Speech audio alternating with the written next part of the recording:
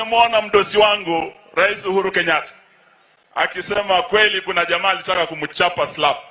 Yule jamaa wa maslap, si mnamjua?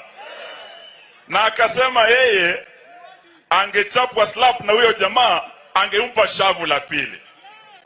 Lakini nataka niwaambie leo, niwaambie siri.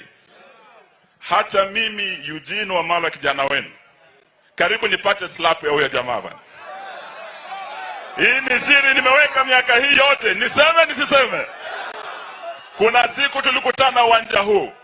Tulimleta Mheshimiwa Rais Buhungu. Mimi kama macho yenu na hakuna mluya mwingine ako hii cabinet. Nilikaa na ndugu zetu wa NASA, tukasema kura imekwisha 2018, turudi pamoja tupiganie watu wetu. Na tukakaa na Mheshimiwa Uhuru State House, tukamleta hapa, akachagua Oparanya kuwa chair wa task force ya revival ya the sugar sector. Mnakumbuka uwanja huu? Jamali kasirika, akasema mbona ulipeleka Waluya kwa president badala ya kuwaleta kwangu? Akasema ninyi Waluya mlipigia kura mtu akitendawili. Akaniambia utoke serikali yangu, kesho asubuhi I want a resignation letter yako on my desk.